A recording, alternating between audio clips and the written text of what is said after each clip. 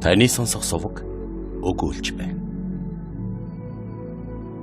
Дэлхийн сонгодог зохиол Монте Кристо гүн. Зохиолч Александр Дюма. Нэгдүгээр дэвтэр.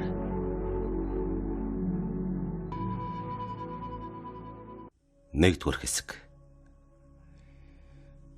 Марсельд ирсэн нь 1815 оны 2 дугаар сарын 27-ны өдөр Норт-Дам де ла Гард зогсоолын харуул Смирна, Трист, Неаполь ороод ирж яваа 3 шурагт фараон гэдэг хөлөг онгоц айсв явааг дохио өгч мэдэгдэв.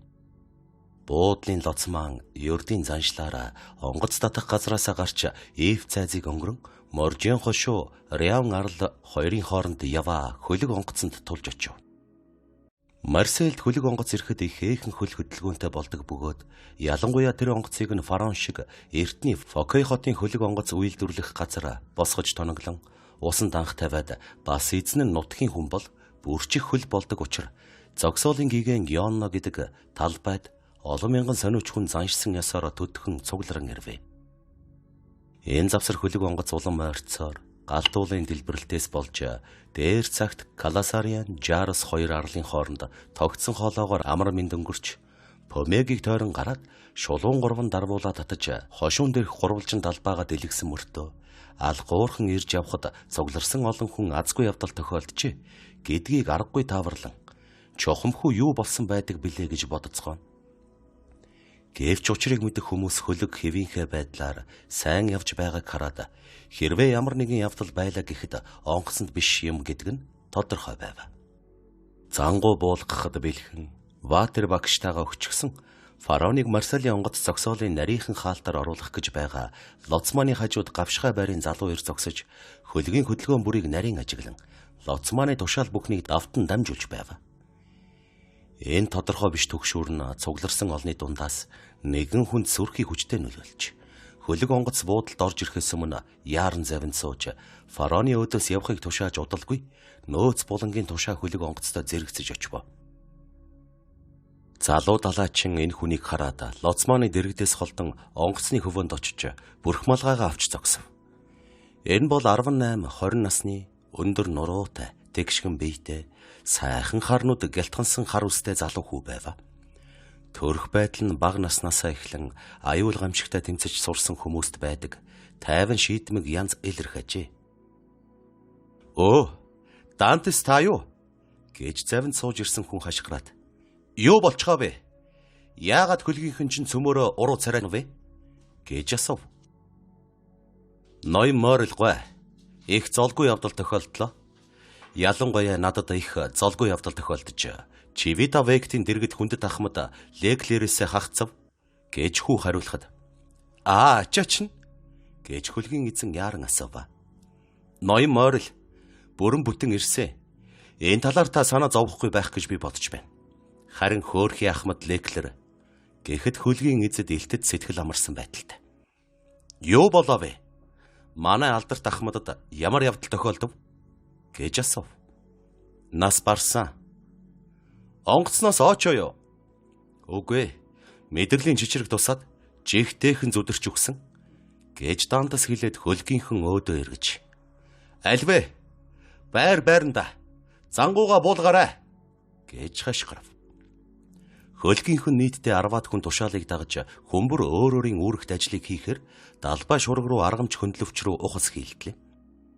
Залуу далайчин тэднийг зэрвэсгэн харж тушаал нь ёсоор биелэгдэж байгааг мэдээд ярьж байсан хүн рүүгээ дахин эргэхэд хөлгийн эзэн тасарсан яриагаа үргэлжлүүлв. "Тэр золгүй явдал чухам яаж тохиолдов?" гэж асуув. "Ёстой санамсаргүй явдал болсон. Ахмад Леклер Бомтын хаминдата ярьж Неаполоос ихэд сэтгэл хөдлөсөн шинжтэй гарч яваад маргааш нь байдгаараа халуурч 3 хоноод өөд болчихсон. Бид зохиох ёсоор нь оршуулсан.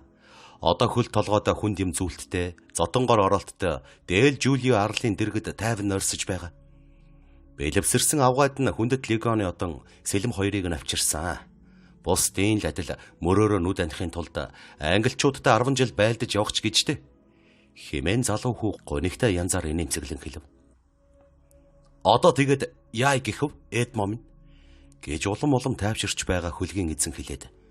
Бид цөмөрөөл өөхөх үеэлтэй улс хойно хөгшнөн залуудаа байраа тавьж өгөх хэрэгтэй. Тэгэхгүй бол хамаг юм байрандаа үлдэнэ. Ингэхэд та ачаага яасан гинэ? Гэхдээ ноён морилгүй бүрэн бүтэн ирсэн. Би түүнийг батлан хариуцнаа. Тэр бүхэл хямдар өглөө гэхэд та 25,000 франкийн цэвэр ашиг олох байх гэж бодож байна. Гэж хэлснээр фараон дуграх цамхгийг өнгөрч явааг мэдээд. Дарвуулаа хумхад бэлтгэ. Горволжин далбааг буулга. Хойд шургын далбааг хүм. Зангууга буулгахад бэлтэг. Гэж хашгирав. Энэ тушаал цэргийн хөлөг онгоц дээрх лүгэ адил түргэн биелэгдэв. Дарвуулын аргамжийг татаад одоо далбаага буулга. Сүүлчийн тушаал өгөхөд бүх далбаа хураагдаад хөлөг онгоц зөвхөн эрчээр урагшгуулсан явж байв.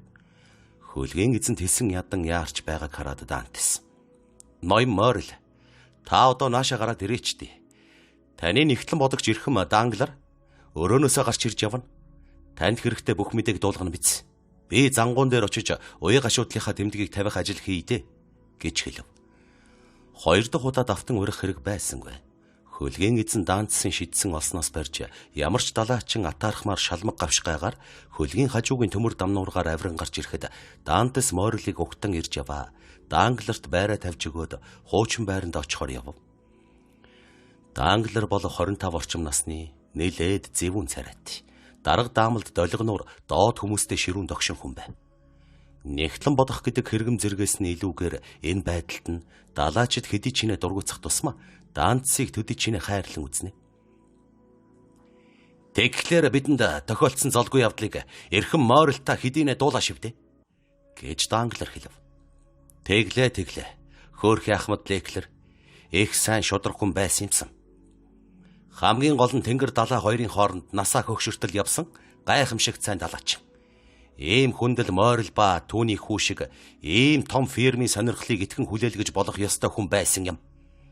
Гэж Данглар хариу хэлв. Тэгэхэд аятайхан зогсох газар хайж байгаа Дантесыг ажиглан харж байсан хөлгийн эзэн. Таны хэлж байгаа шиг ажлаа сайн мэдэх болохын тулд заавал хөгшрөх хэрэгтэй биш юм шиг санагдаж байна. Тэр манаа найз Эдмоныг хараачт. Хэнээс ч зөвлөгөө заавар авалгүйгээр ажлаа айхавтар амжуулж байна шүү. Гэж хэлэхэд Данглар Дантес руу үдсэн ядсан маягтай хэл анхаарсан. Тийм. Нас залуу хэтэрхий бие тоосон хүн дээ. Ахмадыг амьсгаа хураагаагүй байхад хинтээ ч зөвлөн ярилцалгүйгээр командлыг өөр авчихад шууд наашаа хөдлөхийн оронд Элба арлын дэргэд биднийг бүтэн хагас өдөр дэми хүлээлгэж цаг алдсан да. Гэж хэлв. Командлыг авсан нь Ахмадын туслахынхаа үргийг гүйцэтгэсэн хэрэг. Харин онгоцсон засвар хийх хэрэгтэй байгаагүй л болоо. Элба арлын дэргэд бүтэн хагас өдөр болдог нь буруу гэж хөлгийн эзэн хэлв. Хөлөг онгоц эвдрээгүй. Бүрэн бүтэн байсан эрхэм морил. Харин бүтэн хагас өдрийг алдсан нь зөвхөн эрэг дээр бууж зугаалхал гэснээс болсон юм. Гэхэд хөлгийн эзэн залуу хүү өөд хандан. Дантса наашрэ гэж дуудав. Уучлаарай эзэн минь. Би нэг хувийн дараа тань дээр очие гэж Дантес хариулва. Тэгээд онгоцныхоо багт хандаж. Зангуу буулгаа гэж тушаав. Тэр дор зангуу бууж гинж тарчигнангүй. Хэдийгээр лоцмон байсан боловч Дантес энэхүү сүүлчийн ажиллагаа дуустал байрандаа байсаар байва. Дараа нь дарцгаа хагасны хүртэл буулгаж далбаага зангидаад хөндлөө зөрүүл гэж хашгирав. Та харж байгаа биз дээ. Одоо бүр өөрийгөө Ахмад гэж хэдийнэ бодчиход байна. Нэрэ шүү гэж Данглар хэлвэ. Тийм ээ. Энд чинь Ахмад шүү дээ гэж хөлгийн эзэн хариулв. Тийм л дээ. Тэгэхдээ л та бодоод таны хоршоо нөхдөр батлагдаагүй байгаа биз дээ. Эрхэм морил гэж Данглар хэлэхэд түүнийг Ахмад болгож болохгүй юу байна? Үнэн дээр насаар залуу боловч ажил хэрэгт үнэнч шудраг, их туршлагатай хүн шиг байна гэв. Дангларын царай бараава. Дантес ойртож ирээд. Уучлаарай эрхэм морил. Зангуу буулгачихлаа. Би одоо таны мэдэлд ирлээ. Та намайг дуудсан байхаа гэж хэлв. Данглар алхам ухрав. Би танаас яах гэж Элба арал дээр буусан бэ гэж асуух гэсэн юм. Би өөрөө ч мэдэхгүй. Би зөвхөн Ахмад Леклерийн сүүлчийн тушаалыг л биелүүлсэн. Амьсгаа хурааж байхдаа надад нэгэн дугтуутай бичиг өгч Маршал Бертранд өгөөрэй гэсэн. Эдмон та түүнтэй уулзаа юу? Хинтээ? Маршалтай? Тэгсэ. Морил эргэн тойрны хараад Данцыг хажууд иш наваачиж. Император ямар байна? Гэж одхон асуув. Миний л харснаар бол инх тунх байх шиг байна билээ. Та бүр императорыг биеэр нь хараа юу? Намайг маршал дээр байхад орж ирсэн. Та тэгэд түүнтэй юм яриа юу? Үгүй, надтай ярьсан. Гэж Дантас инээмцэглэн хариулв. Тэр юу гэж байна? Хөлгийн тухай, Марсел өөд хөдлөх цагийн тухай, манай эний зам ачаа барааны тухай асууж байна билээ. Хэрвээ хөлөг онгоц ачаагүй тэгэд миний мэдлэлд байсансан бол лав худалдаж авах байсан байх гэж бодож байна.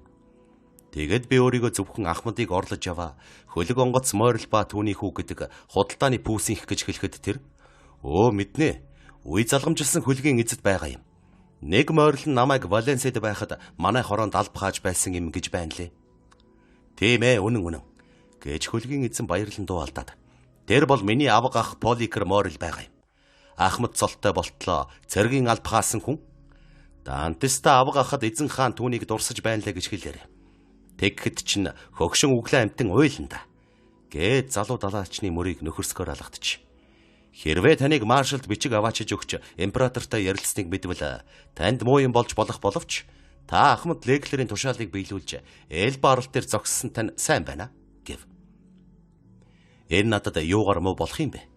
Гэж Дантес асуухад би дугтуй дотор чухам юу байсныг мэдэхгүй. Эзэн хаан хинээс ч асууж болох тийм зүйлүүдийг надаас асуусан. Одоо явж болох уу? 20 цэрийн ба гайлын түшмэд ирж явна гэв. Яв хайрт нөхөр минь. Залуу хүүг холдон явмагц Данглер хурч ирээд. За яав. Порто Ферройд зогссон тухайга танд тайлбарлаж өгөөш өвдөө. Гэж асуув. Бүрэн дүүрэн хэлсээ эрхэм Данглер минь. Тэгвэл бүр сайн юм болж хүн үүргээ биелүүлэхгүй байхыг харахад хэцүү байдгийм гэв. Дантес өөрийнхөө үүргийг биелүүлж энэ талаар хэлэх юм алгаа. Ахмад Леклерийн тушаалаар Элба арлын дэргэд зогссон хэрэг байна. Гэж хөлгийн эзэн зөрч хэлв. Марцнаас танд Ахмад Леклерийн захидлыг өгв үү? Хэн? Дантес. Надад уу? Үгүй, түүнд захидал байсан юм гэж үү?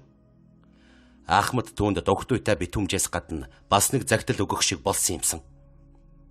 Данглер та ямар дугтуйтай юм яриад байна вэ?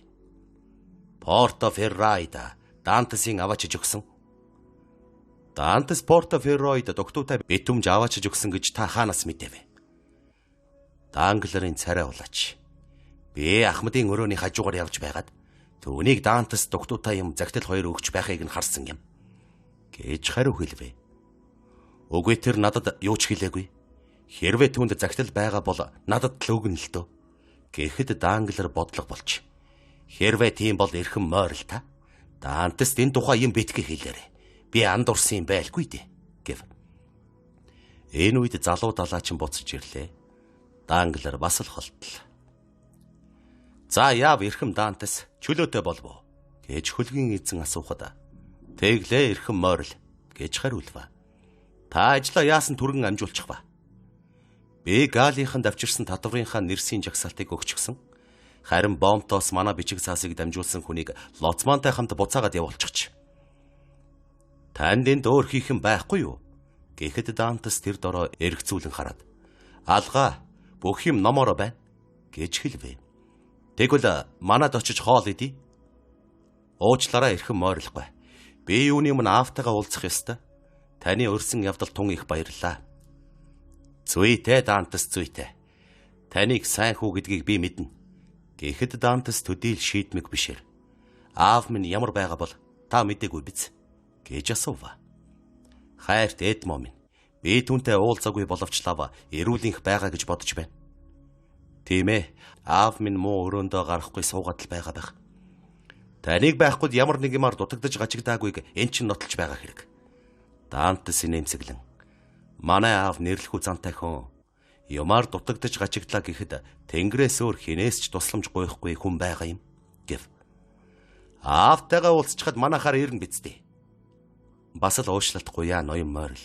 Надад бас өөр нэг тун чухал үүрэг бий. Тийм ээ. Каталанд бас нэг хүн гоо үзэсгэлэнт Мерседес аавта чинь адил тисэж ядан хүлээж байгаа гэдгийг би мартчихч. Дантес энэ эмсэглэвэ. Оо тийм байж шүү. Тэр охин 3 удаа ирж фараон хизээ ирэх вэ гэж асуусны учрыг одоо л ойлголоо. Чөтгөр ав гэж. Эдмон та тийм аятайхан үерхдэг бүсгүйтэй байдаг. Ямар азтай хүн бэ? Мерседес миний үерхдэг бүсгүй биш ээ. Гэж далайч нь ноцтойхон хэлээд. Миний болзоот хүүхэн байгаа юм гэхэд хөлгийн эзэн инээд алдчих. Эн чин заримдаа адилхан байдаг гэвэл тэгвэл бидэнд тийм биш ээ ноёнтоо гэж Дантес хариулва. За. Эдмон таныг би саадуулхаа болъё. Та миний ажлыг сайн амжуулсан болохоор өөрийнхөө ажлыг бүтээхэд тань зав өгөх ёстой. Танд мөнгө хэрэггүй гэж үү? Үгүй хэрэггүй. Аяллаа үед авсан мөнгө өөрөөр хэлбэл 3 сарын цалин хിവэрэ үлдэж ирсэн. Эдмон та их нэм баг хүн юм а. Ноён морил аавыг минь ядуу хүн гэдгийг бүү мартаарай. Тийм ээ тийм. Би таныг сайн хүү гэдгийг сайн мэднэ.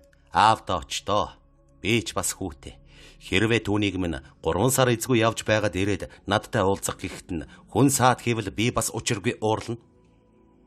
Тэгвэл та зөвшөөрч байх шивдэ. Гэд залуу хүү бүхэсгийн асуув. Хэрвээ танд өөр хэлэх юм байхгүй бол яв та. Өөр юу ч үгүй дээ. Ахмад Леклер амьсгал хураахтаа надад загтал өгсөнгүй юу? Леклер юм бичиж чадахгүй байсан. Харин би танаас 2-7 хоногийн чөлөө гуйх ёстойг таны асуулт надад санууллаа. Хорим хийхэд үү? Хорим хийх Парис орох хоёрт. Тэг. Бид бараг 6-7 хоног ачаа бараага буулгана. Тэгээд 3 сарын дараа дахин далаад гарна да. Гэт хөлгийн эзэн залуу далаачны мөрийг алгадан. Харин та 3 сар болоод энд байх ёстой. Фараон Ахмадгүйгээр аянд гарч чадахгүй гэв. Ахмадгүйгээр гинэ? Гэж Дантес дуу алдаад нүдэн баяртай гэлэлцэн. Ноён морил минь болгоомжтой ярарэ. Таны хэлсэн үг миний сэтгэлийн гүндэх сэм гордолд хариулж байна шүү. Та намайг фараоны ахмадаар томилох гэж байна уу? Гэж асуув.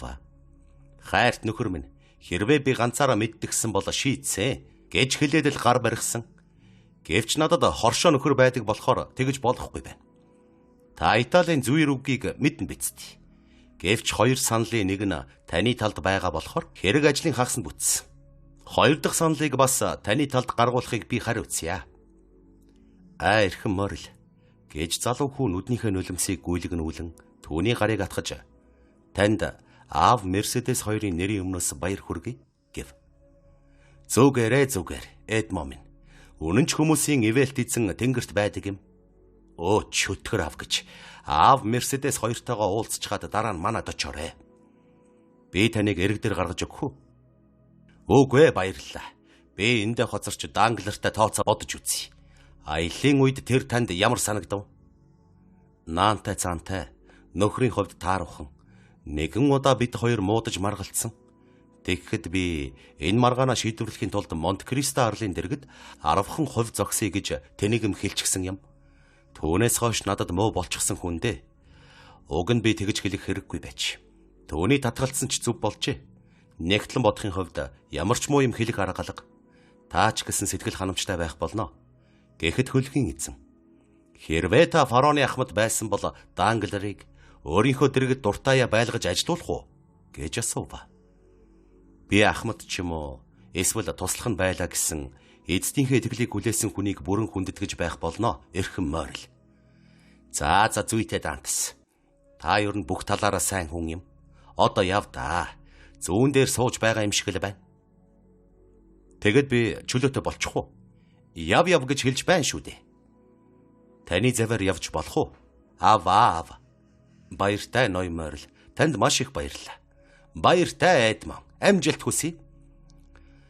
Залуу далаач нь завинд харан орж залуурын дэргэд суугаад канабер гудамж чиглэн явахыг тушаав.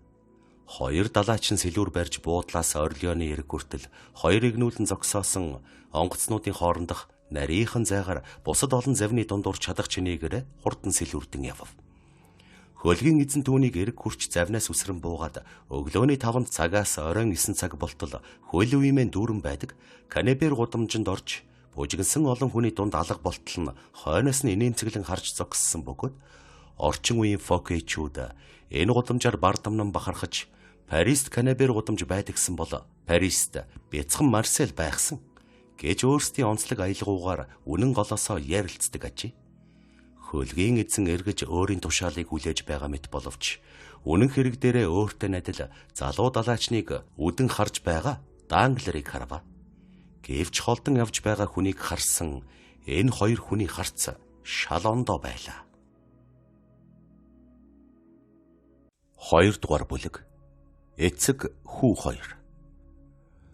Үзэн ядах сэтгэлдээ автагдсан Данглер өөрөө нөхрийг хөлгийн эзний нүүрэн дээр муутгах гэж хичнээн оролдож байх зур Дантес хаан юу хийж явааг сонирхон дагъя. Тэрбээр Канебер гудамжийг тууш явж Ноёл гудамжийг өнгөрөн Мелианы модод гудамжны зүүн гар талд байгаа багавторхон байшинд орж бүдэг гэрэлтэй шатаар 5 дугаар давхар өөд яаран гарахта нэг гараараа шатны бариулаас барьж нөгөө гараараа догтлон цохилж буй зүрхээ дарж явснаа дутуу онгойсон хаалганы дэргэд очиж зогсов. Тэр хаалгаар тэрмүү жижигхэн өрөөнд доторх бүх зүйлийг үзэж болох ажээ. Тэрмүү жижигхэн өрөөнд түүний эцэг суудаг аж. Сандал дээр гарч зогсоод салгансан гараараа цонхон дээр ургасан алтан лицэх чөдөр ороомог цэцгүүдийг засаж байгаа өвгөнд фараоны ирсэн тухай мэдээ хүрч арайл амжаагүй байжээ. Гэтэл араас нь нэгэн хүн тэврэн авч "Аава" гэх танил дуу сонстов. Өвгөн дуу алдаж гэдрэг эргэн хүүгээ хараад тэврэн авахад царайн цонхиж дагжин чичирч байв. "Аава, та яагаа вэ? Би ч муу байна уу?" гэж залуу хүү сэтгэл зовонгой асуув. Үгүй хайрт, эдмон минь. Хүү минь, өр минь. Үгүй. Би чамайг хүрээд ирнэ гэж сансангүй. Гэтэл ороод ирлээ. Би баярлаад л ингэж байна. Тэнгэр минь. Өөхөх гэж байгаа юм шиг санагдаж байна. Тайвшир да аав минь. Би байна. Хүн баярлснаасаа болоод үхдэггүй гэдэг болохоор би ингэж гинэд ороод ирсэн юм аа. Аав минь битгий гөлрөн ширтээд байгаа ч тий. Инээгч би хүрээд ирлээ. Одоо юм бүхэн сайхан болно. Гэхэд өвгөн. Тэгвэл сайн хүн минь. Гэсэн чи яаж юм бүхэн сайхан болох юм бэ? Бид хоёр одоо хизээч салахгүй юу? Аз жаргалынхаа тухай яриач гэж хэлвэ. Бүхэл бүтэн гэр бүлийн уй гашуудал дээр бүтэж боссон аз жаргалыг минь тэнгэр өршиг. Гэвч би аз жаргалыг ингэж олох гэж хүсээгүй гэмн тэнгэр харж байгаа. Энэ аз жаргал аянда өөрөө ирсэн болохоор уйдгарлаж гониглохын арга алгаа. Ахмад Леклер нас барсан. Би ноён морилын буйнаар түүний оройг эзлэхэн шиг байна. Ойлгож байна уу аава? Би 20 настайдаа ахмад болох нэ. 100 лидворын пүнлүү авч бас орлогоо хуваалцсан. Ядуу далаачин би ийм юм болно гэж яаж санах вэ? Тийм ээ хүү минь. Чиний хэлдэг зөв. Энэ бол үнэхээр азтай явдал гэж өвгөн хэлвэ. Та эхний цалин авахтал өөрийн цэцэг ногоог тарьж ургуулах цэцэрлэгтэй байшин худалдаж аваарай. Аваа. Та яагаад байна? Би ч муу байна уу? Зүгээрээ. Одоо гайгүй зүгээр болчихно. Гэснээ өвгөн тамир тасарч ард тийшээ суун тосва. Одоохон аава. Аягдар суучих. Тэгвэл би чинь засарна. Дарс чинь хаан байна. Хэрэггүй, баярлал. Битгэр. Хэрэггүй. Гэж өвгөн хүүгээ зогсоохыг оролдон хэлвэ.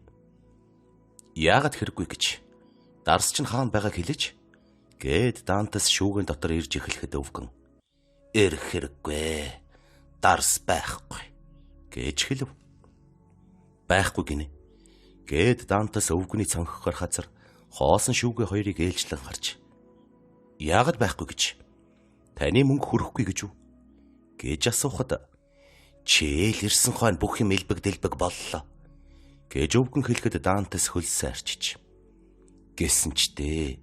Би 3 сарын өмнө явахдаа танд 200 франк орхисон шүү дээ. Гэж аяархан дуугарва. Тэгсэн эдм. Харин чи явахдаа айлынхаа кадрус дөгөх өрөө өглгүй мартаад явчихсан байна лээ. Тэр хүн энэ тухай надад хэлж хэрв чиний орноос өрөө төлөхгүй бол морилгоо хэлнэ гэхээр нь би чамд муу юм болж магадгүй гэж айгаад гэхэд тэгэд яв гэж Эдмон асуув. Тэгэд би төлчихсөн. Би Катруст 140 франкын өртөө байсан. Гэж Дантес хашгирахад өвгөн тийм ээ гэж дотроо бовтнова. Тэгэд та түүнийг миний үлдээсэн 200 франкаас төлчихөө юу? Гэхэд өвгөн толгой тохив. Бүтэн 3 сард 60 франкаар байгаа юу? Би түүнээс ихээр юу хийх вэ? Гэж өвгөн хариулва. Тэнгэр минь. Гэж Дантес эцгийнхээ өмнө өвдөг дээрээс өхрөн суухад юу болвоо? Гэж өвгөн асуув. Би үнийг хизээж уучлахгүй. Болдоо зүгээр хөө минь. Гэж өвгөн инээмсэглэн хэлээд чээл ирсэн хойно бүх юм гүйцлээ. Одоо юм бүхэн сайхан байна шүү дээ гэв. Тийм ээ, би ирсэн. Тэгэхдээ илүү сайхан гордлоготой баг зэрэг мөнгөтэй ирсэн. Маава, үнийг ав. Одоохон хүн явуулж юм хум авчруул гэж залуу хүү хэлвэ. Тэгээд 10 гаруй алтан зоос, 5-6 ширхэг 5 франкын зоос задгай мөнгө гаргаж ширээн дээр асгав. Өвгөн Дантсын царай гэрэлтэж энэ хэний юм бэ гэж асуув. Минийхээ. Таних? Манайх? Идэж уух юм аа. Битгий мөнгө хайрлаарай. Маргааш бас мөнгө авчирна. Гэхэд өвгөн инээмсэглэн байц. Авчирсан мөнгнөөс чинь багаар зарахгүй бол хүмүүс намайг хүүгээ ирэхээр хүлээж ядаж байжтэй гэж бодож магадгүй гэж хэлвэ. Дураараа л болдоо. Харин юуны өмнө зарц хөрсөлж аваарай. Би таныг ганцаараа битгий суугаасаа гэж байна. Онгоцон дээрх миний өрөөнд нууцаар гайлгүй хэл давуулсан кофе цай, гайхамшигт сайхан тамхи бий. Маргааш танд авчирч өгнө. Хүн ирж явна. Катрус л байх та. Чиний ирснийг дуулаад сайхан явж ирсэнд чинь баяр хүргэх гэж байгаа байх. Могон ирээн гадна хүний ирээн дотроо гэж. Гэсэн чи яах вэ? Манай айлын хүн урд бидэнд тус болж байсан. Аятайхан лугтаж уулзъя гэж хэлвэ. Эдмоныг үгээ хэлж дуусаагүй байтал Кадрусын хар сахалтай толгой хаал гарцгаав. Энэ бол 25-6 настай хүн юм а. Ойдолчин мэрэгжлийнхээ дагуу хувцс хийх хэсэг цэмб барьжээ. Өө Эдмо, хүрээ дээрээ юу гэж ихэл Марсел аялгуугаар хэлээд зааны яс шиг цагаан шүдэ цөмийг нь ил гартал арзан инээмсэглэв. Хөрш Кадрус хүрээ дэрлээ. Танд хэрэгтэй бол туслахад бэлэн байна гэж Дантес хүйтэн царайгаа илдэг зөөлөн ярианы өнгөөр далдлан хэлэхэд. Гүнэ баярлалаа. Аз болоход надад юу ч хэрэггүй. Харин заримдаа би хүнд хэрэг болдог юм. Дантес татвас хийв. Эдмо, би чиний тухай яриаггүй шүү. Би чамд мөнгө зээлүүлсэн. Чи надад түүнийг минь буцааж өгсөн. Сайн сэтгэлд хөрш нар маань ийм байдаг юм. Бид хоёр одоо өрш хэрэггүй. Бид өөрсдөө тусалсан хүнд хизээч өртөө байдаг. Мөнгөний өр төлөгчгсөн гэсэн баяр талархлын өр хിവэрэ үлддэг юм гэж Дантес хэлвэ. Үүнийг яриад яах юм бэ? Өнгөрсөн хэрэг. Харин чиний сайн сайхан буцаж ирсэн тухай ярилцъя. Би буудал дээр очиж хүрэнцэн болох гэж яваад өөрийн танил Данглертай уулзлаа л та. Чи ч Марселд ирчихээ юу гэж би асуула. Ирчихсэн байгааг харж байгаа бидтэй гэж байна. Чамайг Смирнад байгаа л гэж бодож байлаа. Тэндээс шууд л ирсэн болохоор тэнд байсан ч болно. Манай Эдмон хаан байна. Аав дээр очсон байх гэж Данглер надад хэллээ. Тэгээд л би найздаа баяр хүргэе гэж ирлээ л дээ гэв. Кадрус сайн хүн. Бидэнд тун хайртай шүү гэж өвгөн хэлвэ. Мэдээж хайртай байлгүй яах вэ? Тэгэд бас үнэн шудраг ховор болохоор хүндэтгэж байдаг юм. Гэд ойдолчин Дантсын ширээн дээр гаргаж тавьсан бөөн алт мөнгийг хялмхийн хараад. Найз минь, чимэр баяж ашивдэ гэж хэлвэ. Хөршийнхөө хар нүдэнд гялалзах шунлыг залуу хүү ажиглав. Энэ миний мөнгө бишээ гэж хайхрамжгүйхэн дуугараад би аавыг мөнгөгүй болчихсон байх вэ гэж айж явснаа хэлсэн юм. Тэгэхээр миний сэтгэлийг амруулах гэж хитвчэндээ байсан мөнгөө ширээн дээр асгачгаад байгаа нь. Аава хөршид минь мөнгө хэрэггүй бол наадуулаад алтгий. Хэрэгтэй бол өгөлдөө гэв. Үгүй найз минь. Надад юу ч хэрэггүй. Тэнгэр минь. Ойкийн ажил минь намайг тийжэж байна. Мөнгө хизээч илүүдэхгүй. Хайрлаж хадгалж бай. Мөнгө авахаасаа илүү мөнгө ав гэж хэлсэнд чинь би их баярлалаа. Гэж Кадрус хэлвэ. Би үнэн зүрхнээсээ хэлсэн юм шүү. Гэж Дантес хэлэхэд эргэлцэхгүй байна. Чи морилтой их түн шимаа. Сэргэлэнэр байна шүү. Гэв. Ноён морил надад үргэлж сайн байдаг юм. Гэж Дантес хариулахад тэгвэл чи хоол идгэж урахт нь дими татгалцчтэй. Гэв. Хоол идгэж урахт нь татгалцлаа гэж. Тэр чамайг хоол идгэж урьсан юм уу? Гэж өвгөн Дантес асуув. Тийм ээ аваа. Гэж Дантес хариулаад хүүг минь урьсан явдалд хязгааргүй их баярлаж байгаа өвгнийг харж инэмсэглэв. Хөө минь чи юунд тэгж татгалзаав вэ? Гэж өвгөн асуухад залуу хөө. Тань дээр бушуухан ирэх гэж тэгсэн юм аа. Тантай уулзах гэж тэсэж ядаад гэж хариулв. Морил гомдсон байхад Ахмад болохоор санаархаж байгаа хүн эзэнтэйгээ зөрөх хэрэггүй дээ. Гэж Кадрус хэлвэ. Би түүнд татгалцсан учраас тайлбарлан хэлж өгсөн. Тэр ч миний хэлснийг ойлгосон. Ахмад болохын тулд эзэдтэй жаахан долгонож байх хэрэгтэй. Ингэхгүйгээр Ахмад болж болно гэж би найдаж байна. Гэж Дантес хариулв. Тэгвэл эн чинь чиний хуучин бүх найз нөхрийг баярлуулж байна. Тэгэд Гигэ Николайн цайзын цаад талд хүлээж байгаа нэг хүн уламж их баярлах байх. Мерседес үү? Гэж өвгөн асуув. Тийм ээ аваа. Гэж Дантес хариулаад одоо би тантай уулзаж таны эрүүлэх хэрэгтэй юм бүхэн чинь байгааг үзэж мэдсэн хойно намайг Каталан руу явахыг зөвшөөрнө. Гэв. Яв хөөмэн. Тэнгэр надад хүү заяасан шиг бас чамд эхнэр заяаг.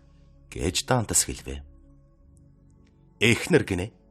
Та яас их яарч байх юм бэ? Мерседес одоохондоо эхнэрч болцохоогүй байна. Гэж Кадрус хэлвэ. Одоогор үгүй. Тэгэхдээ удахгүй болох байх. Гэж Эдмон хариулва. Тэр ч яхав. Харин чиний яаран ирсэн чинь сайн болж. Хэмээн Кадрус хэлв. Яагаад тэр блэ? Яах юу байх вэ?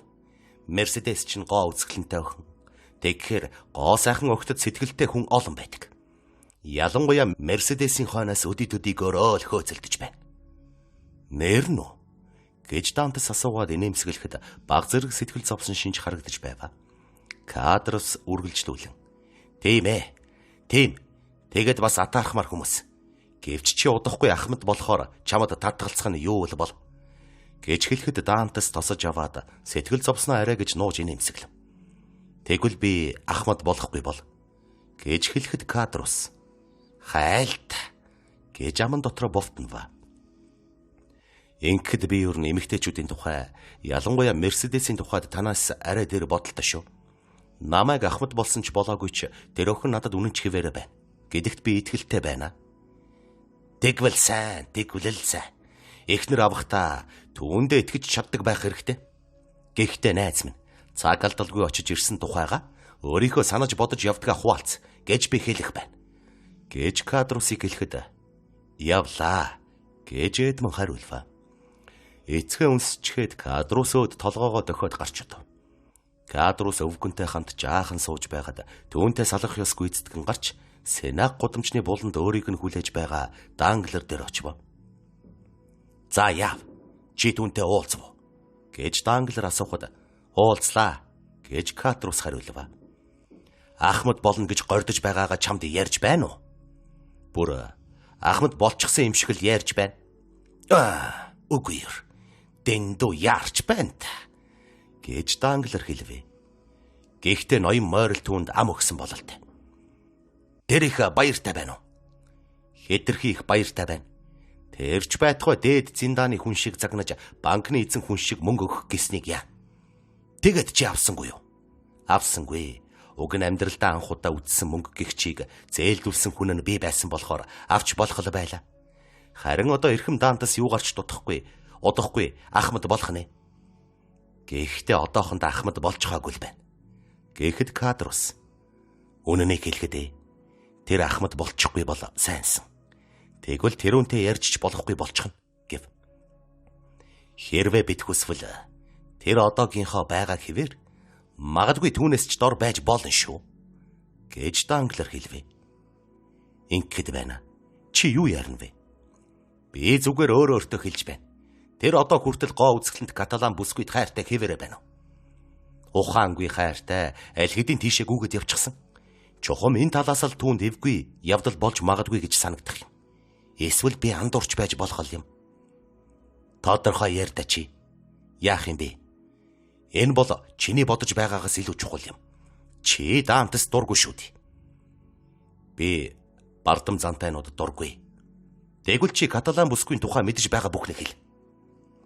Лавтая мэдэх юм алгаа. Гэхдээ хуучин эмнэлгийн хажуу зам дээр ирээдүйн ахмадад эвгүй явдал тохиолдож магадгүй гэж бодож болохоор юм харсан. Чи юу харсан юм бэ? За, алив гэл. Мерседесийг хот орж ирэх бүрд нь бибелдэр томтой хар нүдтэй улаан хацартай, хар үстэй, ууртай байрын Каталан залуу дандаа дагаж ирдгийг би харсан. Мерседес түүнийг үеэл ахаа гэж байна лээ. Нэрээ юу? Тэгэд үеэл ахан түүнийг эргүүлээд явдаг байх гэж чи бодож байна уу? Тэгж л бодож байна. 20 настай залуу 17-тай гоо үзэсгэлэнт охин хоёрын хооронд түүнээс өөр юу байж болох билээ? Чи Данциг Каталан руу явчихлаа гэв үү? Намайг байхад явчихсан. Хэрвээ чи бид хоёр тийшээ явбал нөөцөд орж аяг маалгийн дар суух зураа сонин юм үзэж болох нь. Хэн тэр тухай бидэнд хэлэх юм бэ? Бид Данцгийн зам дээр байж байгаад жухам юу болсныг нь царайгаар нь мэдчихнэ. Нэрээ тийм шүү. За тэгвэл явъя. Харин чи мөнгийг нь төлнө шүү гэж кадрус хэлэхэд тэгэлгүй яах вэ гэж Данклер хариулва. Тэгэд тэр хоёр очих газар өөдөө яаран яв. Буурчин газарт орж нэг шил дарс хоёр аягны хамт өг гэвэ. 10% өмнө Дантес хажуугаар нь өнгөрч гарсан гэдгийг өвгөн Памфилаас сонсчээ. Дантесийн Каталанд байгаа гэдгийг мэдэж аваад хаврын өрн орж мөчөр дээр нь шовууд жиргэн донгодож байгаа залуу моддын навчсын дор сууцгаава. 3 дугаар бүлэг. Каталанчууд. Хоёр найз чих тавин чагнаж зам ширтэн Маугийн хатуудаар сууж сууга. Тэр газраас 100 гадхан алхам зайтай газар нар салхинд идэгдсэн үцгэн довцгийн цаад талд Каталан гэдэг суурин оршино. Эрт дээр цагт Испани орноос гарсан хэсэг нүүдэлчин одоогийнхоо оршин сууж байгаа энэ бяцхан газар ирж нутгалсан ажээ. Тэд чухам хаанаас ирсэн нь мэдэгдэхгүй бөгөөд үл ойлгогдох хэлээр ярилцсан. Ахлагч нарын дотроос Провансал хэл мэдэх нэгэн хүн эртний далаачдын заншлаар хөлөг онгоцнуудаа татан гаргасан хүн амтангүй эзгүй хошууг эзэмшин сууй гэж Марсель хотын даргаас зөвшөөрлөггүйч. Тэдний хүсэлтийг хүндэтгэн хүлээн авч удалгүй 3 сарын дараа эдгээр тэнгисийн цыгаануудын авчирсан 10-аад хөлөг онгоцыг тойрон багхан суурин үүсчээ. Хагас Мавритан, хагас Испани, маягийн энэ өвөрмөц байдалтай үзэсгэлэнт сайхан суурьнд эдүгээ хүртэл эцэг өвгдийнхөө хэлээр ярьдаг. Тэдгээр хүмүүсийн удам угсаа оршин амьдарсаар байна. Тэд 3-400-ны туршид далайн шовуу шиг сүргэлэн ирж суурьшин тэрхүү хошуундаа үнэнч шудраг хэвээр урвалт хөрвөлтгүй амьдарч Марселийнхантаа огтхонч хутгалдахгүй зөвхөн өөр хоорондоо гэрлэж хэлээрээга хадгалан хоцорсон шиг зан заншил хувцас хунраа хэвээр нь хадгалан байгаач. Уншигч авгааг бидний хойноос дагаж суурны ганцхан гудамжаар явж нэгэн бяцхан байшинд орохыг үрье. Энэ хязгаарын эртний барилга бүхэнд байдаг зэвхий шаргал хантай байшинг гаднаас наран гээгүүлэх бөгөөд дотор талыг будагчин хүн Испани Посадасын ганцхан гоёл чимэг болох цагаан өнгөөр будаж гоёжээ. Давирхаа шиг гэлтгансан хар үстэй, уян зөөлөн нүдтэй, гоо үзэсгэлэнт залуу бүсгүй хайс налан зогсож эрт цагийн уран баримлж урлан хийсэн юм шиг нарийнхан хуруугаараа ямар ч гим хоргүй байсан далийн мөчрийг бацлан эмэрхэд унсан цэцэг навчна шалан дээр хөглөрнө. Баг зэрэг борлсон боловч Арлын Венерагийн гараас хуулбарлан бүтээсэн юм шиг тохойдоо хүртэл ханцууга шамлсан гойлог гар нь сэтгэлийн хөдөлгөөнөөс нь болж үл мэдэх чичирхийлэн өндөр өсгийтэй шаахан өмссөн хөнгөн хөлөөрөө байж ядсан байдалтай шал товшход саарл хөх судалтай улаан оймс шав хийтэл өмссөн шулуухан хөлийн булчинг харж болохоор байна. Тэр бүсгүйгээс 3 алхмын зайтай газар 21-2 насны бэйлэг сайхан залуу эр сандал дээр ганхан ширээ тохиолдож твдэж эгдүүцсэн байдалтай харж сууна. Залуугийн нүдэнд юм асуумаар шинж илэрхий боловч бүсгүй шийдвэртэй ширүүн харц түүнийг номхотхон барьж байхад чи. Залуу хүү. Мерседес минь чи сонсооч. Удахгүй улаан өндөгний баяр хурим хийхэд хамгийн тохиромжтой үе болно. Хариу хэлээч тий. Гэж гуйна. Ферна. Би чамд 1000 түмэн удаа хариу хэлсэн. Харин чи дахиад надаас асуувал өөрөө өөртөө дайсан болно шүү. Чи дахиад хэлээч. Гуй чамаас. Намайг идэхээр дахиад хэлээч. Ээж чинь зөвшөөрөн адисласан. Миний дурлалыг ницаан буцааж байгаагаа 100 дахь удаага хэлээч. Аз жаргалаар минь тоглож миний үхэх амьдрах хоёр чамд юу ч биш гэж боддог болтол минь ойлгуулаач. Тэнгэр минь. Чиний нөхөр болох юмсан гэж 10 жил хүссэн мөрөөдөд эцэс сүлд нь амьдралын минь ганцхан зориг болж байсан гордлог алдагдана гэдэг яасан хэцүү хэрэг вэ? Би л лав чамд ийм гордлог төрүүлээгүйдэг. Би чамд хизээ цагт гордохоор юм хэлсэн гэж чи намайг зэмлэж чадахгүй. Би чамд ах шиг хайртай. Харин энэ ах トゥ ёсны нөхөрлөөс илүү өөр юм бүү шаартай. Би зүрх сэтгэлээ өөр хүнд өгсөн гэж дандаа хэлдэг байсан шүү дээ. Би чамд үнийг хэлээгүй гэж юу? Гэхэд залуу хүү түүний үгийг тасалж хэлсэн. Мерседес чи дандаа эрсдэс хатуу ширүүн хариу өгдөг байсан. Гэхдээ чи каталанчууд зөвхөн өөр хоорондоо гэрлэн суух ариун хуулийг мартаж байна гэж хэлвэ. Чи ташаарч байна, Ферна. Энэ бол хууль биш, заншсан заншил байгаа юм. Энэ заншлыг урдаа барих хэрэггүй гэж хэлсэн шүү. Чи одоохондоо чөлөөтэй суул яваа бол эн чин зөвхөн азийн хэрэг. Өнөөдөр биш ч гэсэн маргааш чамайг цэрэг татна. Тэгэд чи цэрэг болчхороо эцэг минь ээж минь надад үлдээж өгсөн хуучирч өгөршсөн муу өргөч үгүй галсан зовлонтой өнчин ядуу хүүхнийг яах болж байна. Эхийгээ өнгөрснөөс хойш би жил шахан бараг гуйлгаар амьд зууж байсан шүү дээ. Чи бодооч Ферна. Чи заримдаа намайг өөртөө тусалж байна хэмээх дүр үзүүлдэг чинь барьсан загснасаа намайг авах гэсэн дэлтэр. Чиний өгсөн загсыг авдгийн учир бол чиний аав миний аавын ах байсан учраас чи бид хоёр хамт нэг дор өссөн. Ялангуяа би татгалзвал чи гомдож болох учраас тэгж авдаг байсан юм. Чиний загсаар олж юм нэхэх олс худалдаж авч байсан тэр мөнгө бол зүгээр л гуйж олсонтой адил гэж би боддог. Мерседес минь надад бас адилтай адил. Ганцаардмал ядуу зүдүү чи надад Марселийн ямар ч баян хөлгийн эзэн банкны эзний охиноос илүү үнэтэй. Ядуу хоосон бидэнд юу хэрэгтэй вэ? Үнэн ч гэргий. Сайн аж ахуйч эзэгтэй хэрэгтэй. Тэгэхээр чамаас илүү хүнийг хаанаас олох вэ? Ферна минь гэж Мерседес толгоогоо сэгсрээд муу эзэгтэй ч болж мэднэ. Бас тэгэд нөхөртөө дургүй өөр хүнд сэтгэлтэй бол үнэн чихнэр байна гэхийн баталгаа байхгүй. Чи надтай нөхөрсөг харьцаатай байгаадаа ханвал болно. Үүнийг л би чамд амлан хэлж чадна.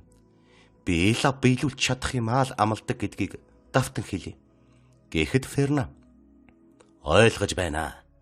Чи өөрийнхөө ядуу хоосон байдлыг тэсвэртэй хүлээн өнгөрүүлж харин минийхээс айж байх шивт. Мерседес хэрвээ чи надад сэтгэлээ өгвөл би аз жаргал олохыг оролдоод үзье. Чи надад аз авчирч би баяжна. Би загас чин хിവэрэ байхгүй. Хонторын албанд хөлсөөр орж сүүлдээ өөрөө ч худалдаа 8-ны ажил хийдэг болж болох юм гэж хэлвэ. Үгүй Ферна. Чи ийм юм хийж чадахгүй. Чи хизээч цэрэг хүн. Одоо дайн дажин байхгүй болохоор л энэ Каталанд байж байна. Загас чин хിവэрэ бай. Гандирсны балгас битгий босгоод бай. Сүүлд нь жинхэнэ үнэн байдалд ороод ирэхээр улам хэцүү бэрх болно. Чамтай үерхэн нөхөрлөж байгааг минь л их юм гэж бодож яв. Би чамд үүнээс өөр юм хэлж чадахгүй. Тийм ээ. Чиний хэлдэг зөв, Мерседес минь. Би далайчин болно. Харин тэгэхдээ чиний дургуутдаг эцэг өвгдийн хувцсны оронд чи идсэн бүрх малгай судалтай цамц, товчон дээрээ зангууны дүрстэй богино цамц өмснө. Чамд аятайхан харагдах гэсэн хүн бол ийм хувцас өмсөх ёстой биз дээ. Чи юу гэх гээвэ? Гэд Мерседес түүний өөдөөс бардам эрс харж. Чи тэгэд юу гэх гээвэ? Би чиний хэлж байгааг ойлгохгүй байна гэж хэлвэ. Мерседес. Чи миний дүрслэн хэлсэн шиг тийм хувцас өмссөн хүн эрхийг хүлээж байгаа учраас надад ингэж их хатуу ширүүн байх юм. Тэр хүн чинь тийм тогтвортой төлбөртэй байгаад байхгүй байж мэднэ. Тэр тогтвортой байгаад байлаа гэхэд далай гэдэг маань дөлгөөн тогтвортой биш шүү дээ гэж хэлэх гэсэн юм. Гэхэд Мерседес Ферна гэж хашгираад би чамайг сайхан сэтгэлтэй хүн гэж боддог юмсан. Гэвч андуурсан юм байж. Хэрвээ хардаж сэрдэхдээ дээд эзний хилэнг дуудаж байгаа юм бол чи хорт амтан. Чиний тэр ярьж байгаа хүнийг хүлээж байгаа түүнд дуртай хайртай гэдгээ би нуухгүй. Хэрвээ тэр минь эргэж ирэхгүй бол би түүнийг тогтвор сууршилгүй гэж зэмлэхгүй. Харин надад хайртай, дуртай байсаар байгаад л үхсэн гэж хэлнэ. Гэж хэлвэ. Каталан залуу хилэнтэйгээр нудрах зангидав. Намайг өөртөө дурлсангүй гэж түүнд хонзон санаж байгааг чинь би ойлголоо. Чи Каталанд хутгаа түүний чинжаалтай зөрүүлэх санаатай байна уу? Өөрөө л мэд. Хэрвээ чи дийлдвэл би чамтай үерхэх болно. Хэрвээ чи дийлчихвэл би чамайг үдсэн ядах болно. Хүүхэнд тоогдох гэдэг тэр хүүхний дурлсан хүнтэй маргах гэдэг бол буруу арга гэдгийг мэдэж ав. Үгүй Ферна. Чи дими муу санаа бүү агуул. Би чиний эхнэр болохгүй болохоор намайг зүгээр л сайн айз дүүшигэл бодож сурчхна. Түүнээс гадна гээд хүүхний нүдэнд нулимс гүйлгэнэ. Ферна, чи битгий яар. Тэнгис далаа хэцүү гэж чи өөрөө хэлсэн биз дээ. Тэр минь яваад 4 сар болж байна. Энэ хооронд би өчнөн олон шуурга болсныг тоолж суусан. Гэж хэлвэ. Фернан хүйтэн царай гаргаж Мерседесийн хазар дээгүүр урссан нулимсыг арчигч гисэнгүй. Уг нь бол түүний тусал нулимс бүрийн төлөө аяг цус гаргахаа хайрлахгүй байсансан. Гэвч нулимс өөр хүний төлөө гарч байгааг сайн мэдэж байв. Фернан босож гэр дотор урагш хойш явснаа Мерседесийн өмнө ирж зогсоход нүдэн гялалцсан гар зангидсан байв. Мерседес ингэж бүр шийдв хэлээч гэж хэлвэ. Би Эдмон Дантест хайртай. Эдмоноос өөр хинч миний нөхөр болохгүй гэж залуу бүсгүй тайван хариулва. Чи түүндээ үргэлж дуртай байх уу? Амьсгаа тасартлах хайртай байна. Фернан сүүлчийнхээ найдлагыг алдсан хүн шиг гиншин толгойгоо бүхийлгэснөө дараа нь гинэт өргөж шүдэ зугаад. Хэрвээ цаадах чинь үхчихвэл яах вэ? Гэж асуув. Тэгвэл би бас үхэн. Хэрвээ чамайг мартчихсан байвал яах вэ? Гэтэл хаалганы цаад талаас Мерседес гэж хөгжилтэй цовоо дуу гарснаа дахин Мерседес гэж дуудав. Хайр дурлал аз жаргалдаа автсан бүсгүй. Гэж дуалтаад харж байна уу? Намайг мартаагүй хүрээдэрч гэж хэлвэ. Тэгэд хаалга руу гүйж очиод онгойлгох зураа. Нааши оролдоо Эдмон минь. Би энд байна гэж хашгирч байв.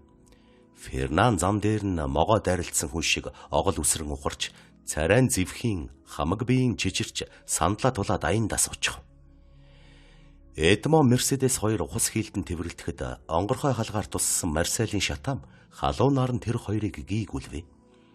Тэд эхлээд орчин тойрондоо юу байгааг ч огт анзаарсангүй. Хэмжээлшгүй жаргал тэднийг орчноос тусгаарлаж огцом цөөн үгээр баярлсан сэтгэлийнхээ хөдөлгөөнийг илчилж тэврэлтнэ. Гэнэт бүдэг харанхуйн дундаас Фернаны зэвхий цайвар хорсож занал хийлсэн царай тодорч Каталан залуу бүсэндээ зүүсэн хутган дээр өөрийн мэдлгүй гэлтэй гараа тавьсан байхыг Эдмон олж хараад хөмсөг зангидан. Уучлаарай. Бид гурвуулаа байгаа юм гэдгийг мэдсэнгүй шүү гэж хэлв. Дараа нь Мерседес өөд харж ийн асуув. Энэ эрхэм хэн бэ? Энэ бол миний найз. Миний ах Фернан болох учраас мөдгөн таны сайн нөхөр болно. Данца. Энэ хүнийг би чиний дараад оруулан хайрладаг юм. Чи таньсангүй гэж үү?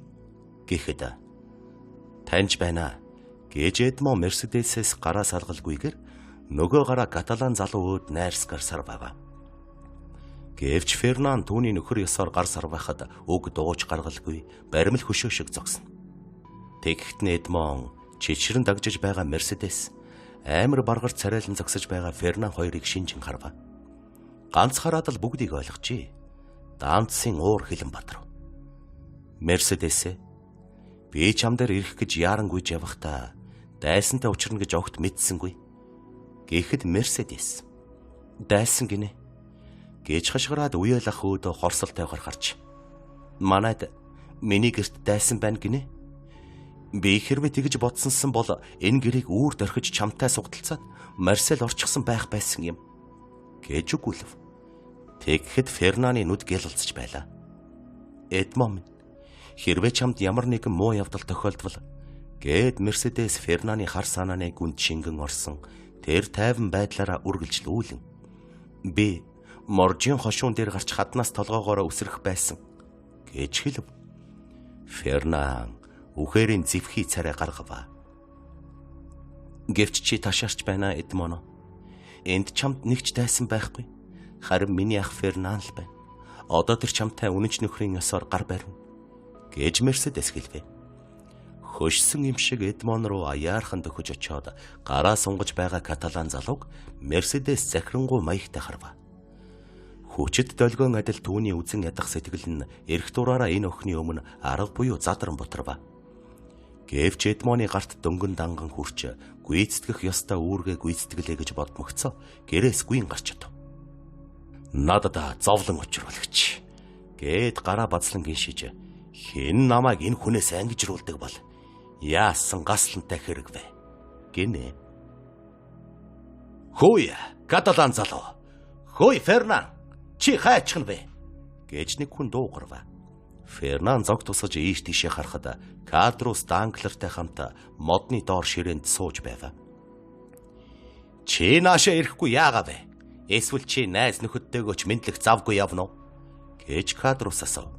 Ялангуяа өмнө нь бараг бүтэн шил дарс байх туу гэж Данклер нэмж хэлв. Фернан тэднийг алмааран харж нэг ч үг дуугарсангүй. Энэ бүр алмаарч орхиж гэж Данклер хэлээд Кадруст хөлөө хүргэж, бид эндүрчээ. Бидний бодсны эсрэг Дантас ялж орхивол яа гэв. Тэгвэл одоохон мэдээд орхив гэж Кадрус хэлээд залуу хүү өөд эргэж, за яав каталан хүү, чи шийдэж байна уугүй юу гэв.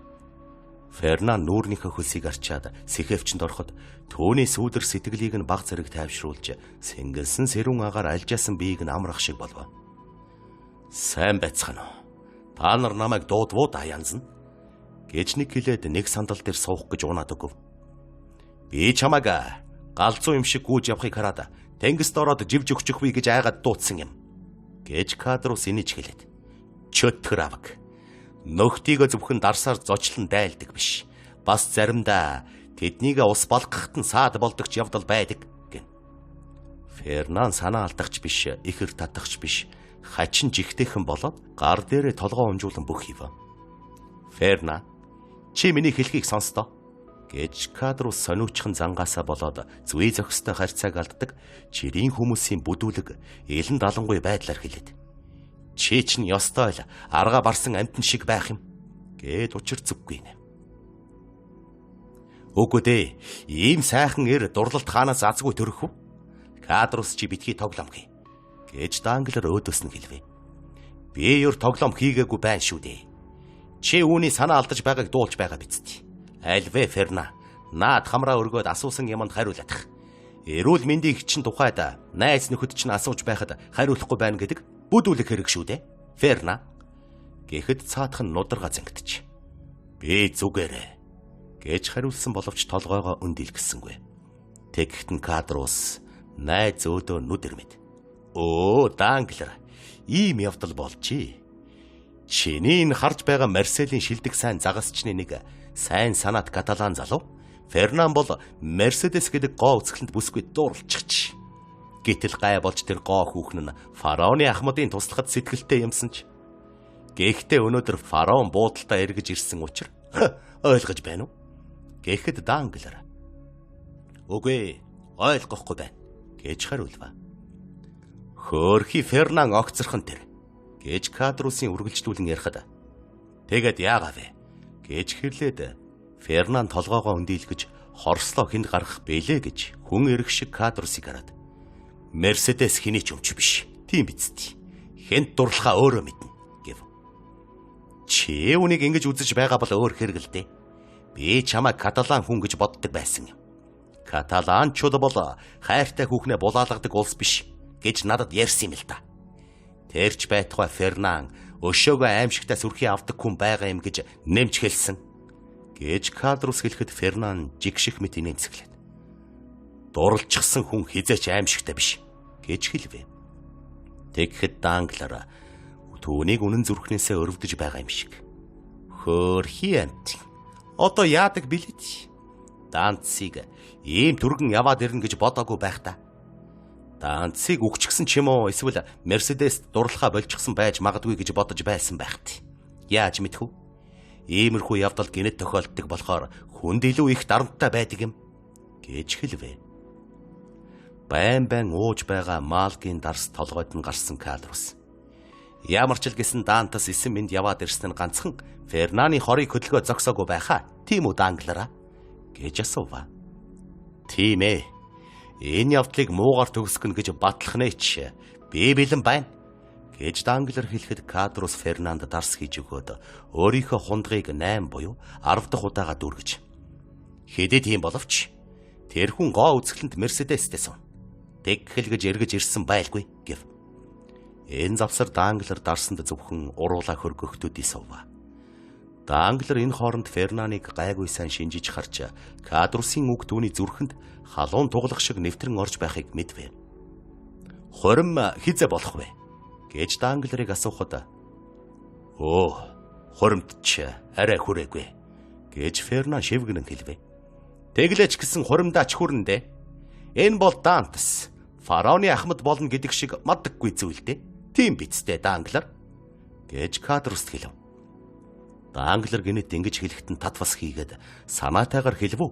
Эсвэл үгүй юу гэдгийг мэдэх гэж Кадрусод ширтэн харахад цаатах нь хүлчүүрэн илий балаа болсон царайд нь атаархлаас өөр юм харагдахгүй байв.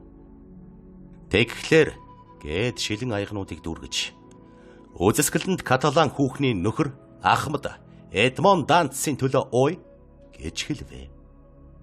Кадрус хүндэрсэн гараараа аяга өргөж нэг амьсгаагаар уучих. Фернан өөрийн аягийг шүүрэн авч хаг цохин хайва. Байц Каталанаас ирдэг замын довцог дээр юу болж байна вэ? Фернан чи хараач. Чиний нүд сайн шүү дээ. Миний нүд ч одоо 2 хараад байна. Дарс бол урвамтгай эд гэдгийг чи мэдэн биз дээ. Сэтгэлдээ 2 гараасаа хөдлөлдсөн явах шив. Тэнгэр минь. Биднийг эндээс харж байна гэж сэжигч авахгүй үнсэлцэж байна шүү. Гэж Кадрус хэлвэ. Фернаны хөдлөх бүрийг Данглер ажиглаж байсан тул царай нь эвгүй болохыг харав. Фернан та тэр 2-ыг таньж байна уу? Гэж асуухад Фернан таньж байна. Эдмон Мерседес 2 байна. Гэж аяархан хариулв. Хөөрхий тийм байж л тий. Би тэднийг таньсангүй. Хөөй Дантас. Хөөй үзэсгэлэнт хүүхэн. Наашир. Хоримч нь хизээ болох вэ? Бидэнд хэлж өгөөч. Энэ зөрүүд Фернан хэлэхгүй байна. Гэхэд Данглер хүлчүүрхсэн хүний зөрүүд зан гаргаж сэхэвчнээс оччих гэж байгаа. Кадрусыг тойрч татан зогсоож байгаа дүр үзүүлэн үгийг нь тасалж. Чи дуугүй байна уугүй юу?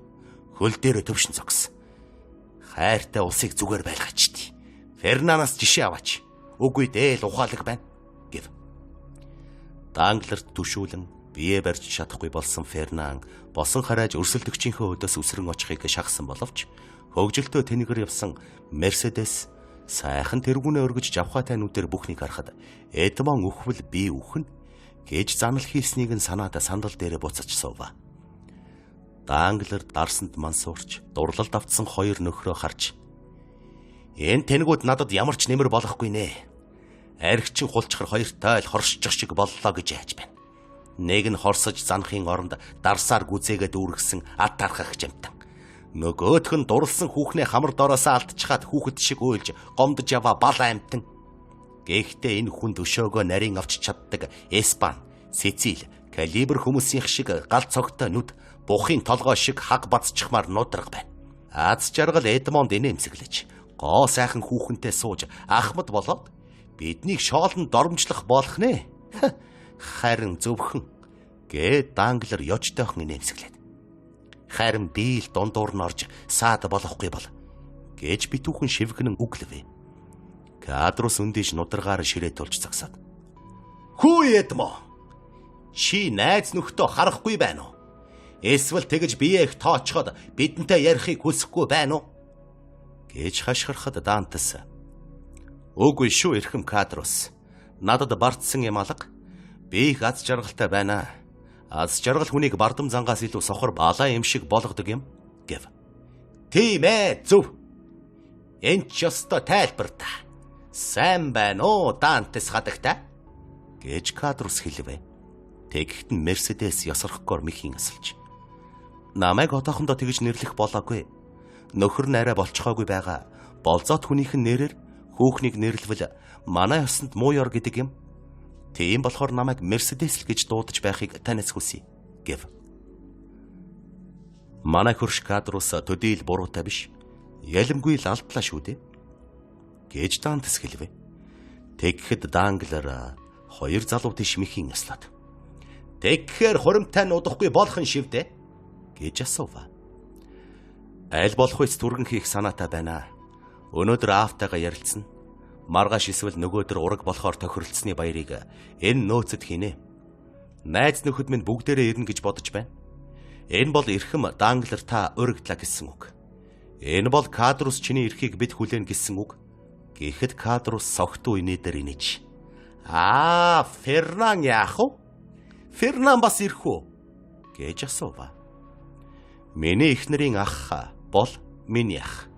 Ийм үед түүнийг бидэнтэй хамт байхгүй бол Мерседес бид хоёр үннээсээ гомдондоо гэж Эдмон хэлвэ. Фернан үг хэлэх гэсэн боловч хоолой дээр нь юм тэгэлчгээд үг дуугарч чадсангүй. Өнөөдөр сүйлчгээд эсвэл маргааш эсвэл нөгөөдөр нь хурмаа хийх гинэ. Ахмад та яарч байна да. Гэхэд Эдмон инэмсэглэж. Эрхэм Данглер, би саяхан Мерседесийн Кадруст хэлсэн үгийг танд хэлмээр байна. Одоогор хүртээгүй байгаа цолоор намайг буудуудаарай. Энэ бас надад аюул даллаж мэднэ гэв. Уучлахыг гуйа. Би зөвхөн таныг дэндүү яарч байна л гэж хэлсэн юм. Бидэнд амжих цаг их байна. Фараон 3 сарын дараа л аян замд гарна шүү дээ гэж Данглер хариулв. Жаргалтай байх гэж яарах хэрэгтэй эрхэм Данглер. Удаан зовж зүдэрсэн хүн аз жаргалаа олсонд арай ядан итгэдэг юм. Энэ бол зөвхөн бие таасан хэрэг биш ээ. Би бас Парис явах хэрэгтэй байгаа юм. Оо тийм би. Парис орох гинэ. Та тийш анх удаа явах гэж байгаа тань энэ үү? Тийм ээ. Та тэнд ажилтай юу? Надад ажил байхгүй. Манай хөөрхийн Ахмад Леклерийн сүүлчийн даалгаврыг биелүүлэх хэрэгтэй байна. Энэ бол буйны үйл гэдгийг Данглер та ойлгож байгаа биз дээ. Санаа зовох хэрэггүй. Би очичхоод л хүрээд ирнэ. Тийм ээ, тийм. Ойлгож байна. Гэж Данглер хэлээд дотроо маршлын өгсөн захидлыг эзэнд нь хүргэж өгөх нь чөтгөр аваг гэж. Харин энэ захидал чинь надад нэг санаа төрөөлөв. Тэгэхдээ бүр гайхалтай санаа гэж. Дантес найз минь. Чи одоогоор фараон дээр тэрүүн дугаарт бичигдэх хүн болчихоогүй л байна шүү. Гэж бодвоо. Тэгээд тэр холдон яваа Эдмоны хойноос. Замдаа сайн яваарэ гэж хашгирва. Тэгэхэд Дантес толгоогоо эргүүлэн гэдрэг харж ээлдгээр тохин. Баярлаа гэж хариулва. Дурлсан хоёр залуу тэнгэрээс заяасан гэлтэй жаргалтай тайван одоцгоов.